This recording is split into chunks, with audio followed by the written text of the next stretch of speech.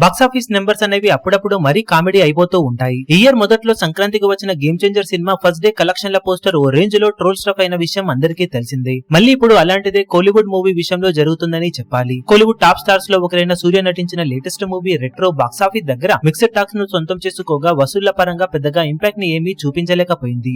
మూడో వీకెండ్ లో చాలా లిమిటెడ్ థియేటర్స్ లో రన్ అవుతున్న ఈ సినిమా బాక్సాఫీస్ దగ్గర ఇప్పటికీ 100 కోట్ల వరల్డ్ వైడ్ గ్రాస్ మార్క్ ను అందుకోలేకపోయింది. ఆల్మోస్ట్ 100 కోట్ల లోపే రన్ ను కంప్లీట్ చేసుకునే అవకాశం కనిపిస్తూ ఉన్న ఈ సినిమాకు మరోపక్క మేకర్స్ మాత్రం ఏకంగా కలెక్షన్స్ పోస్టర్స్ లో 235 కోట్ల గ్రాస్ మార్క్ సినిమాకు వచ్చాయంటూ పోస్టర్ ను రిలీజ్ చేశారు. దాంతో 100 కోట్ల మార్క్ నే ఇంకా క్రాస్ అవ్వని సినిమా ఎక్కడి నుండి 135 కోట్లు ఇంకా ఎక్కువగా వచ్చాయంటూ సోషల్ మీడియాలో ట్రోల్ చేస్తూ ఉండగా పోస్టర్ లో సినిమా థియేట్రికల్ అలాగే నాన్ థియేట్రికల్ రెవెన్యూ మొత్తం కలుపుకొని 235 కోట్ల గ్రాస్ మార్క్ ను దాటిందని చిన్న వర్డ్స్ లో చెప్పారు.